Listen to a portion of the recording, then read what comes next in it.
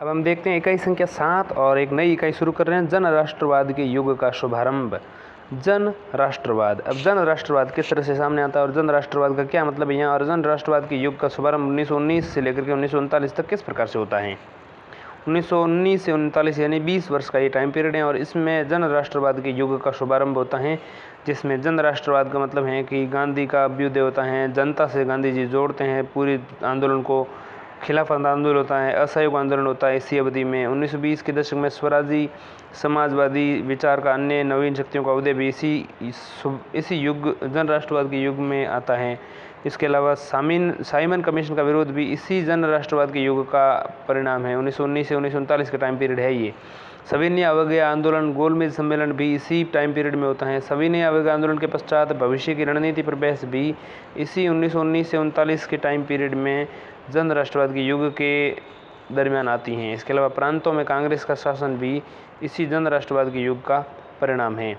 शुरू करेंगे अध्याय संख्या 15 से 21 तक हम 7वीं इकाई में पढ़ने वाले हैं। जन राष्ट्रवाद के युग का शुभारंभ 1919 से 1939 का टाइम पीरियड है। शुरू करते हैं अध्याय संख्या 15 से। आज हम पढ़ेंगे गांधी का अभ्युदय। तो गांधी का अभ्युदय क्या है, देखिए। प्रथम विश्व युद्ध की समाप्ति के पश्चात राष्ट्रीय और अंतर्राष्ट्रीय परिदृश्य पर विभिन्न शक्तियों का प्रादुर्भाव हुआ। ठीक बात है।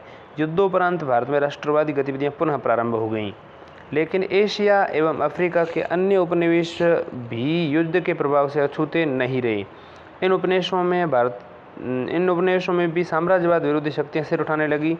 ब्रिटिश शासन के खिलाफ चल रहे भारतीय स्वतंत्रता आंदोलन ने इस समय एक निर्णायक मोड़ लिया। इसका सबसे प्रमुख कारण था भारतीय राजनीतिक परिदृश्य पर महात्मा गांधी का अभ्युदय। राष्ट्रवादी आंदोलन में महात्मा गांधी के प्रवेश के बाद इसके जन आधार एवं लोकप्रियता में अपार वृद्धि हुई और संपूर्ण भारतीय जनमानस का आंदोलन बन गया ये। अब देखते हैं राष्ट्रवाद के पुनः जीवंत होने के कारण।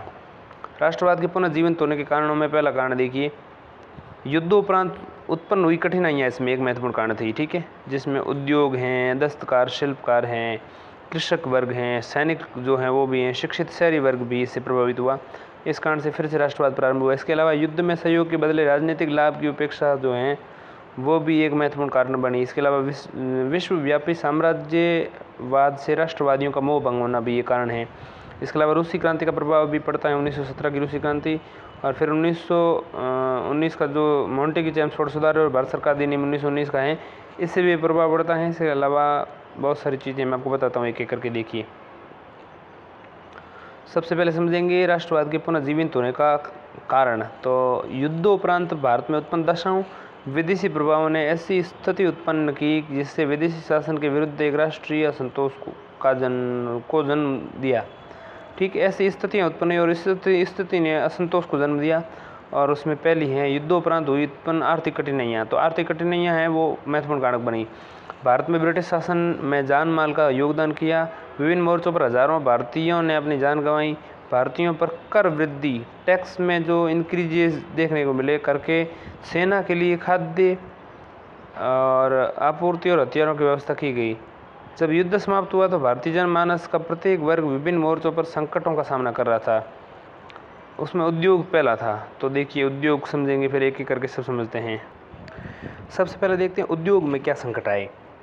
तो मूल्यों में अत्यधिक वृद्धि, इसके पश्चात भारतीय उद्योगों में विदेशी पूंजी के निवेश को प्रोत्साहन देने के कारण भारतीयों के स्वामित्व वाले उद्योगों में इसका काफ़ी बुरा प्रभाव पड़ा। फलस्वरूप उद्योग न केवल रुग्णता के शिकार हो गए बल्कि बंद हो गए। फलतः भारतीय उद्योग सरकार से सहायता, उनके उत्पादों के विरुद्ध आयात को बंद किए जाने की मांग करने लगे। ये तो उद्योग की बात हुई। अब हम समझते हैं दस्तकार और शिल्पकार को। अंग्रेजी शासन के कारण ये वर्ग बर्बाद हो गया। ये लोग जहाँ भी एक और भारी संख्या में बेरोजगार हो गए, वहीं दूसरी ओर महंगाई की इन दोहरी मार भी झेल रहे थे। कृषक वर्ग देखिए, किसान भारी करारोपण या करापोषण तथा निर्धनता से त्रस्त थे। ये किसी ऐसे वर्ग की प्रतीक्षा में थे जिसमें वे अपने विरोध स्वर को मुखरित कर सकें। इसके अलावा सैनिकों की देखें तो विदेशों में नियुक्त भारतीय सैनिक जो है युद्ध के पश्चात जब वापस आए तो उन्होंने अपने युद्ध के अनुभवों को भारतीय लोगों के सुनाए और उन्हें साम्राज्यवाद का विरोध करने हेतु प्रोत्साहित किया। इसके अलावा अपने देश वापस लौटने पर वे इस बात से आश्चर्यचकित थे कि वे आर्थिक रूप से नष्ट हो चुके हैं। उनकी स्वतंत्रता में पहले से अधिक कमी आई है। बात करते हैं शिक्षित शहरी वर्ग की, तो वो किस प्रकार से प्रभावित हुआ। ये वर्ग बेरोजगारी की समस्या से बुरी तरह से पीड़ित था और साथ ही अंग्रेजों द्वारा नस्लवाद की भावना से भी आहत था। इन कठिनाइयों से भारतीयों का लगभग हर वर्ग त्रस्त था और ब्रिटिश शासकों की अकर्मण्यता ने इसे और बदतर बना दिया। फलतः समाज का हर वर्ग आंदोलन में भागीदारी हेतु उद्वेलित उठा। अब हम देखते हैं युद्ध में सहयोग के बदले राजनीतिक लाभ की अपेक्षा। ब्रिटिश युद्ध में भारतीयों का योगदान जो है, ब्रिटिश जो थे युद्ध में भारतीयों का योगदान बेहद व्यापक था। ब्रिटिश युद्ध में भारतीयों का योगदान बेहद व्यापक था, तथापि इसके बदले में किसी प्रकार का लाभ नहीं मिला। गांधी जी एवं अधिकतर राष्ट्रवादियों ने ब्रिटिश युद्ध में व्यापक सहयोग किया। युद्ध मोर्चों पर बड़ी संख्या में भारतीय जवानों ने अपनी प्राणों की आहुति दी। इसलिए युद्धोपरांत भारतीयों की ब्रिटिश सरकार से राजनीतिक लाभों की प्राप्ति की उच्च आकांक्षाएं थी। इसने भी देश में पुनः राष्ट्रवाद के वातावरण का सृजन किया। इसके अलावा एक कारण है विश्वव्यापी साम्राज्यवाद से राष्ट्रवादियों का मोह भंग होना। युद्ध में सम्मिलित सभी साम्राज्यवादी राष्ट्रों ने अपने उपनिवेशों को विभिन्न आश्वासन दिए। उन्होंने विश्वास दिलाया कि युद्धोपरांत सभी उपनिवेशों में लोकतंत्र और आत्मनिर्णय का युग प्रारंभ किया जाएगा। युद्ध में सम्मिलित दोनों पक्षों ने एक दूसरे को कलंकित करने का भरपूर प्रयास किया और एक दूसरे के अत्याचारी, अमानवीय कार्यों और उपनिवेशवादी और शोषणात्मक ब्यौरों को सार्वजनिक किया। किंतु शीघ्र ही पेरिस शांति सम्मेलन और कुछ अन्य तात्कालिक शांति सम्मेलनों ने साम्राज्यवादियों की ये मंशा भी स्पष्ट हो गई कि वे अपने उपनिवेशों में अपनी पकड़ ढीली नहीं करना चाहते। इन सम्मेलनों में वे विजित उपनिवेश को बांटने में जुट गए। युद्ध में अंग्रेजों की सांस्कृतिक और सैन्य श्रेष्ठता का मिथक टूट गया। इन सभी के परिणाम स्वरूप युद्धोपरांत एशिया तथा अफ्रीका के विभिन्न देशों जैसे तुर्की, मिस्र, Iran, Afghanistan, Burma, Malaya, Philippines, Indonesia, Hind चीन और कोरिया इत्यादि में उग्र राष्ट्रवादी गतिविधियां प्रारंभ हो गई। ठीक है, कहाँ हुई देखिए। युद्ध में देखो अंग्रेजों की सांस्कृतिक और सैन्य श्रेष्ठता का मिथक भी टूट गया। तो इससे ये हुआ कि युद्धोपरांत एशिया में, अफ्रीका के विभिन्न देशों में जैसे तुर्की है, मिस्र है, ईरान है, अफ़गानिस्तान है, बर्मा है, मलाया है, फिलीपींस हैं, इंडोनेशिया हैं, इसके अलावा हिंद चीन है, इसके अलावा चीन है, कोरिया है इत्यादि में उग्र राष्ट्रवादी गतिविधियां प्रारंभ हो गई। देखते हैं रूसी क्रांति का प्रभाव। 7 नवंबर 1917 को संपन्न हुई रूस की क्रांति में बोल्शेविक दल ने समर्थकों ने रूस को निरंकुश, स्वेच्छाचारी और अत्याचारी जार शाही का शासन समाप्त कर दिया और व्लादिमीर इलिच और यूलानोव या लेनिन के नेतृत्व में प्रथम समाजवादी राज्य यानी सोवियत संघ की स्थापना 1917 में हुई।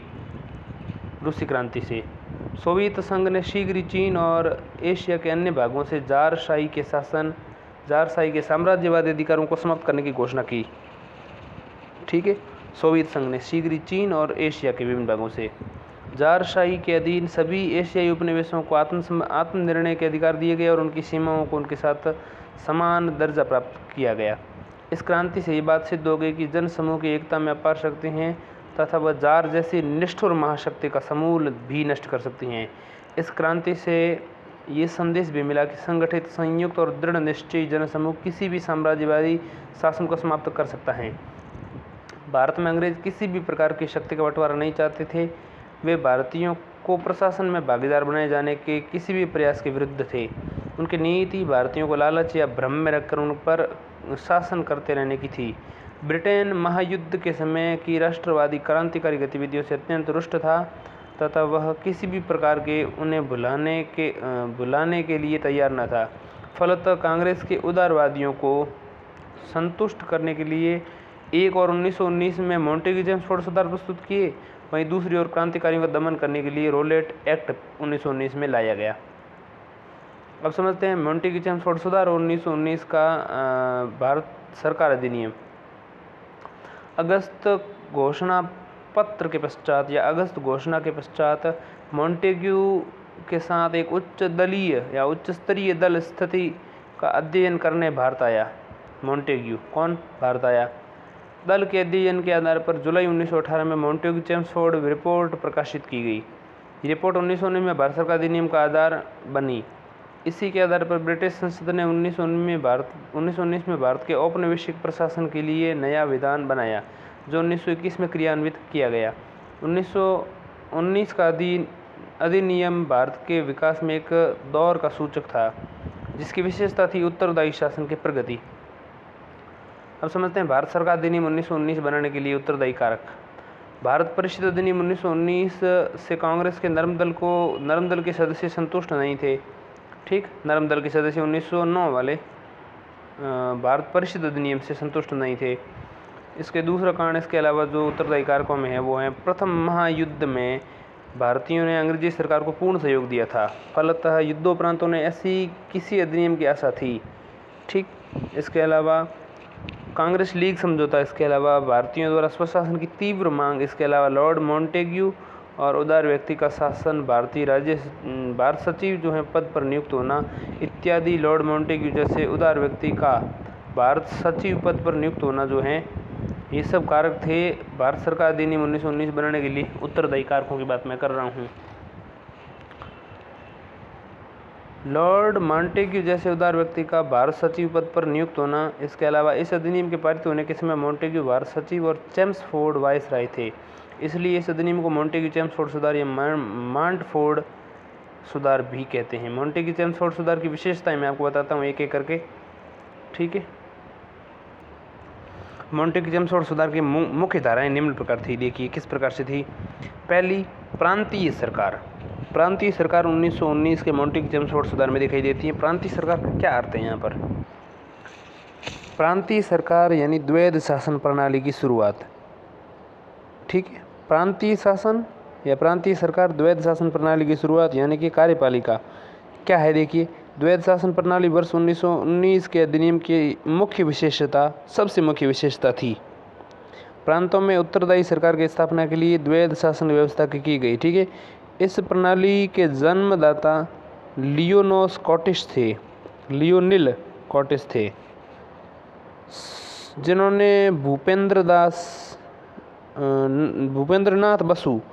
जिन्होंने सर भूपेंद्रनाथ बसु के लिए एक सत्र में इस व्यवस्था का स्पष्टीकरण कर दिया था। इस व्यवस्था को लॉर्ड मॉन्टेग्यू और चेम्सफोर्ड ने अपना प्रांतीय सरकारों में पूर्ण स्थान दिया। इस प्रणाली के आधार पर प्रांतीय कार्यकारिणी परिषद को दो भागों में विभक्त किया गया। पहले भाग में गवर्नर और उसकी कार्यकारिणी के सदस्य तथा दूसरे भाग में गवर्नर और उसके मंत्रीगण। अब देखिए, प्रांतीय विषयों को दो भागों में विभक्त किया गया, आरक्षित विषय और हस्तांतरित विषय। आरक्षित विषयों में सभी महत्वपूर्ण विषय जैसे कानून एवं व्यवस्था, वित्त, भू राजस्व, सिंचाई, खनिज संसाधन इत्यादि सम्मिलित थे तथा हस्तांतरित विषयों में शिक्षा, स्वास्थ्य, स्थानीय प्रशासन, उद्योग, कृषि, आबकारी इत्यादि सम्मिलित थे। आरक्षित विषयों का शासन गवर्नर और उसकी कार्यकारी परिषद की सलाह से और हस्तांतरित विषयों का भारतीय मंत्रियों की सलाह से। मैंने देखिए अभी बताया था यहाँ कर जो प्रणाली है उसमें दो परिषदों को मतलब कार्यकारिणी परिषद को दो भागों में बांटा गया। पहली गवर्नर तो उसकी कार्यकारिणी परिषद, ठीक, दूसरी गवर्नर और उसके मंत्रीगण। तो पहली में कार्यकारिणी के सदस्य थे उनको और दूसरा मंत्रीगणों को। ठीक है, तो यहाँ पर विषय भी दो प्रकार के हुए, आरक्षित और हस्तांतरित। तो आरक्षित विषय जो हैं, आरक्षित विषय में क्या क्या आता है, जैसे कि मैंने बताया कानून, व्यवस्था, वित्त, भू राजस्व, सिंचाई, खनिज संसाधन, तो ये तो आरक्षित विषयों में आ गए। ठीक है, तो आरक्षित विषयों का शासन जो है गवर्नर और उसकी कार्यकारिणी परिषद को मिला। ठीक, जबकि हस्तांतरित विषय शिक्षा, स्वास्थ्य, स्थानीय प्रशासन, उद्योग, कृषि, आबकारी, ये सारी चीज़ें जो हैं वो हस्तांतरित विषयों की जो है वो गवर्नर और उसके मंत्रियों, भारतीय मंत्रियों की सलाह से किया करता थे। अब बात करते हैं मंत्री व्यवस्थापिका के प्रति उत्तरदायी थे और यदि व्यवस्थापिका उनके विरुद्ध अविश्वास प्रस्ताव पारित कर दे तो उन्हें त्यागपत्र देना पड़ता था। जबकि गवर्नर की कार्यकारिणी परिषद के सदस्य व्यवस्थापिका के प्रति उत्तरदायी नहीं थे।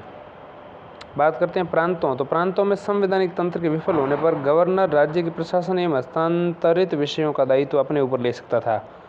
मतलब प्रांतों में संवैधानिक तंत्र विफल हो जाए तो गवर्नर राज्य के प्रशासन और उसके हस्तांतरित विषय भी अपने दायित्व में ले लें। इसके अलावा भारत सचिव और गवर्नर जनरल आवश्यकता पड़ने पर आरक्षित विषयों में हस्तक्षेप कर सकते थे, किंतु हस्तांतरित विषयों में उन्हें हस्तक्षेप करने की शक्ति नहीं थी। बात करते हैं व्यवस्थापिका की।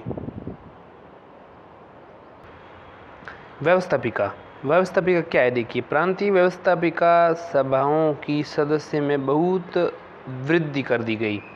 इसमें 70% सदस्य निर्वाचित होते थे। ठीक, मताधिकार में वृद्धि कर दी गई। सांप्रदायिक निर्वाचन पद्धति का और विस्तार किया गया। महिलाओं को भी वोट देने का अधिकार मिला। प्रांतीय व्यवस्थापिका सभाएं किसी भी प्रस्ताव में प्रस्तुत कर सकती थी। व्यवस्थापिका सभाएं किसी भी प्रस्ताव को प्रस्तुत कर सकती थी,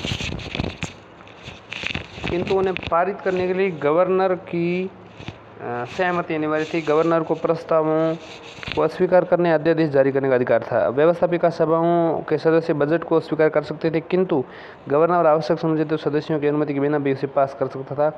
सदस्यों को बोलने का अधिकार था तथा स्वतंत्रता थी। प्रांतीय परिषदों का विधान परिषदों की संज्ञा दी गई। अब समझते हैं केंद्रीय सरकार को। अनुत्तरदायी शासन की व्यवस्था यथावत। देखिए, गवर्नर जनरल कार्यपालिका जो थी, कार्यपालिका अधिकार था। गवर्नर जनरल मुख्य कार्यपालिका अधिकारी था। गवर्नर जनरल जो था मुख्य कार्यपालिका अधिकारी था। सभी विषयों को 2 भागों में बांटा गया, केंद्रीय और प्रांतीय विषय। केंद्रीय सरकार में इस तरह से विभाजन किया गया। ठीक है। गवर्नर जनरल की कार्यकारिणी में 8 में से 3 भारतीय नियुक्त किए गए।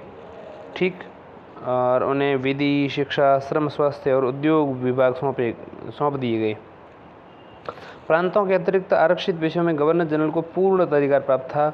इसके अलावा गवर्नर जनरल की मांगों पर कटौती का अधिकार था।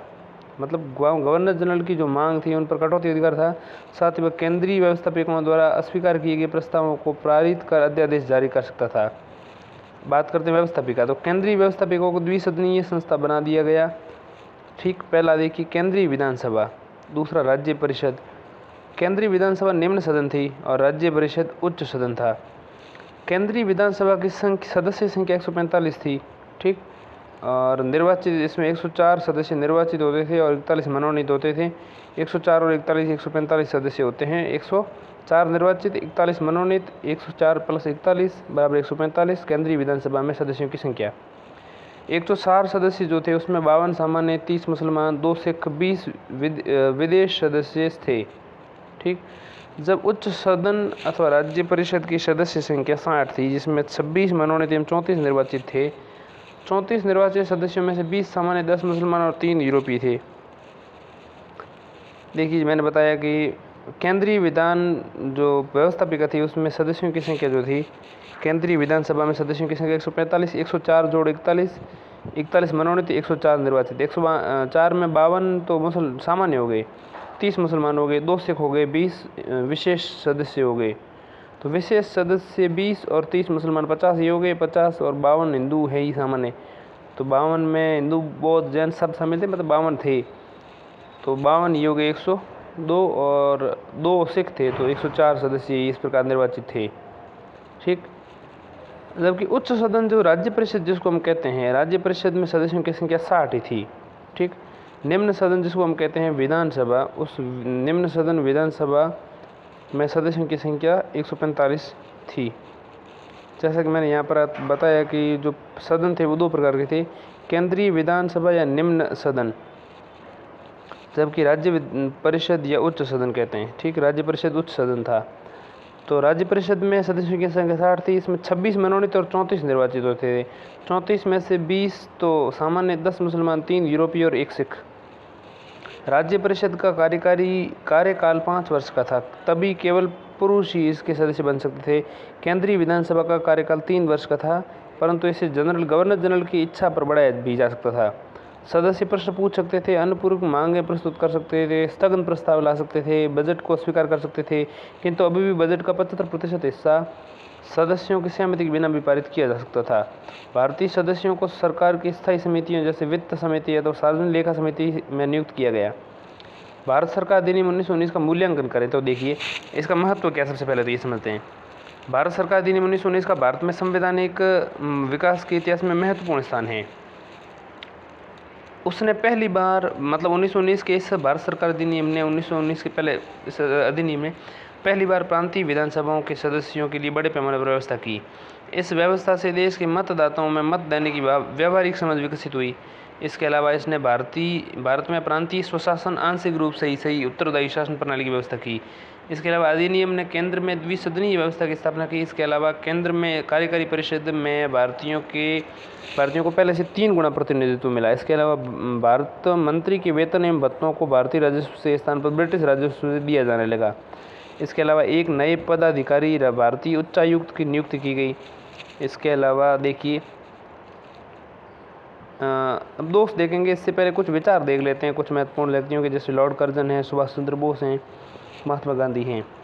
तो कर्जन साहब क्या कहते हैं, देखिए कर्जन साहब का कहना था कि मंत्रिमंडल में उत्तरदायी शासन का उल्लेख तो संभवतः वे 500 वर्ष पुराने समय के बारे में चिंतन कर रहे थे।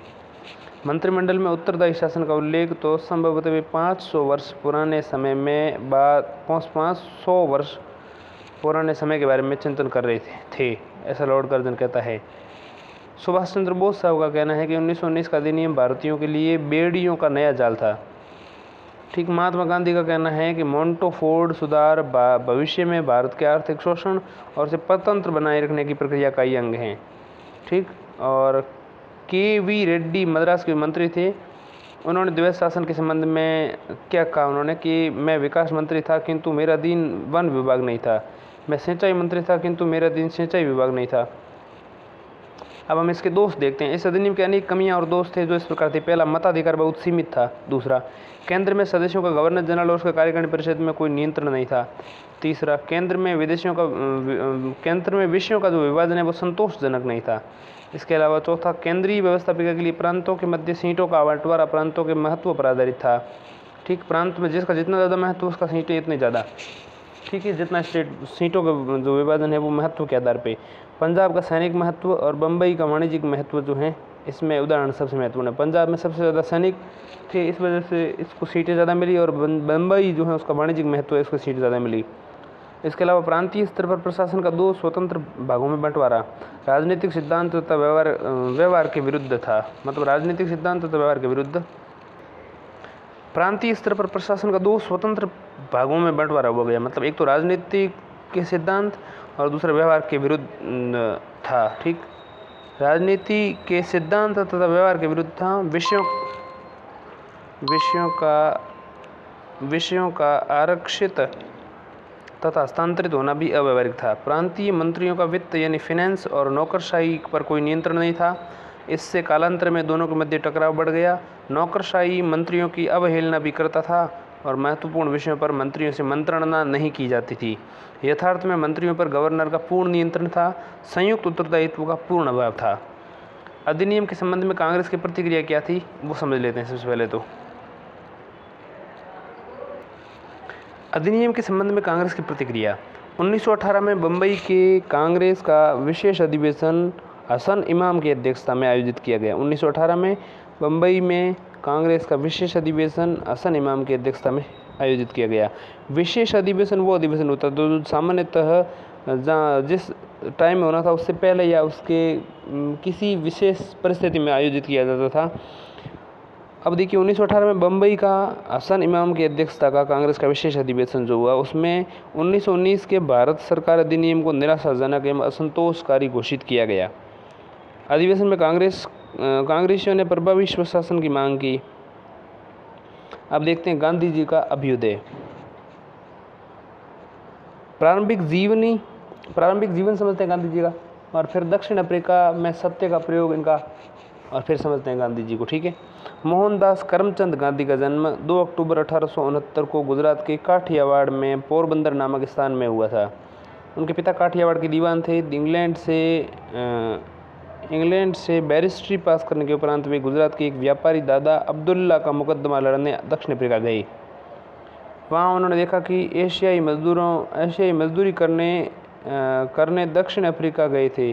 वे किस प्रकार प्रजातीय उत्पीड़न और भेदभाव के शिकार थे। वहाँ उन्होंने गोरों द्वारा काले लोगों के सेरंग भेद की नीति के विरुद्ध विरोध प्रकट किया। इसके पश्चात गांधी जी ने निश्चय के विवाह रोककर भारतीय मजदूरों को उनके अधिकारों के संघर्ष लड़ने के लिए प्रेरणा देंगे और उन्हें संगठित करेंगे। गांधी जी 1914 तक दक्षिण अफ्रीका में रुके, तत्पश्चात वे भारत वापस आ गए। दक्षिण अफ्रीका में कार्यरत भारतीय 3 वर्गों में संगठित थे। मतलब भारतीय जो है 3 वर्ग हैं। कौन कौन से? प्रथम वर्ग मुख्यतया दक्षिण भारत से आए हुए थे मजदूर। ठीक 1890 के पश्चात गन्ने के खेत में काम करने गए दक्षिण अफ्रीका आए थे ये। दूसरे वर्ग में भारत से आए मेमन मुसलमान जो मजदूरों के साथ दक्षिण अफ्रीका आए थे। और तीसरे वर्ग में भारत से आए मजदूर जो कार्य का अनुबंध समाप्त होने के पश्चात अपने परिवार के साथ वहीं रहने लगे थे। ये भारतीय मुख्यतः अशिक्षित थे और उन्हें अंग्रेजी का अत्यल्प या बिल्कुल ज्ञान नहीं था। ये सभी दक्षिण अफ्रीका में प्रजातीय भेदभाव के शिकार थे। दक्षिण अफ्रीका की गोरी सरकार इन भारतीयों पर अनेक जुल्म ढाती थी।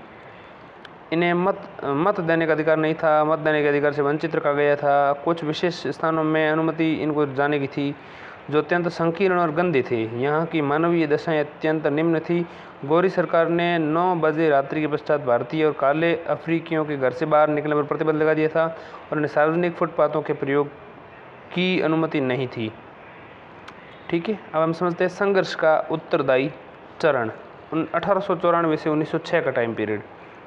ठीक है, और ये टाइम पीरियड जो है आपके लिए बेहद महत्वपूर्ण है, इसको ध्यान दीजिएगा। संघर्ष का उदारवादी चरण 1894 से 1906। इस चरण में गांधी जी ने दक्षिण अफ्रीकी सरकार को याचिकाएं एवं प्रार्थना पत्र सौंपने की नीति अपनाई। उन्होंने ब्रिटेन को भी इस संबंध में अनेक प्रार्थना पत्र भेजे। उन्होंने ब्रिटेन से मांग की कि वह इस विषय पर हस्तक्षेप कर भारतीयों की दशा सुधारने का प्रयत्न करे, क्योंकि भारत ब्रिटेन का उपनिवेश है। अतः ब्रिटेन का उत्तरदायित्व है कि वह भारतीयों पर हो रहे प्रजातीय भेदभाव और उत्पीड़न रोकने का प्रयास करें। गांधी जी ने सभी भारतीयों को संगठित कर नेटल भारतीय कांग्रेस की स्थापना की और इंडियन ओपिनियन नामक पत्र का प्रकाशन प्रारंभ किया। नेटल भारतीय कांग्रेस और ओपिनियन नामक पत्र, इंडियन ओपिनियन नामक पत्र। ठीक है, अब अहिंसात्मक प्रतिरोध या सत्याग्रह का काल देखिए 1906 से लेकर के 1914 का टाइम पीरियड। दक्षिण अफ्रीका में गोरी सरकार के विरुद्ध गांधी जी के संघर्ष का दूसरा चरण 1906 में प्रारंभ हुआ। इस चरण में गांधी जी ने अहिंसात्मक प्रतिरोध या सविनय अवज्ञा की नीति अपनाई और इन्होंने सत्याग्रह का नाम दिया। पंजीकरण प्रमाण पत्र के विरुद्ध सत्याग्रह 1906। दक्षिण अफ्रीका सरकार ने एक विधान बनाकर प्रत्येक भारतीय के लिए एक अनिवार्य कर दिया कि वह अपने अंगूठे के निशान वाले पंजीकरण प्रमाण पत्र को हर समय अपने पास रखें। तदुपरांत गांधी जी के नेतृत्व में सभी भारतीयों ने इस भेदभाव मूलक कानून का विरोध करने का निर्णय लिया। गांधी जी ने इस हेतु अहिंसात्मक प्रतिरोध सभा का गठन किया। गांधी जी सहित कई भारतीयों को पंजीकरण कानून बनाने के विरोध के कारण जेल में डाल दिया गया। ठीक, बाद में सरकारी अधिकारियों ने स्वयं इसी निडर भारतीयों का छलपूर्वक रजिस्ट्रेशन कर दिया, लेकिन भारतीयों ने अपना विरोध अभियान जारी रखा तथा गांधी जी की अगुवाई में अपने रजिस्ट्रेशन के कागजातों को सामूहिक रूप से जला दिया।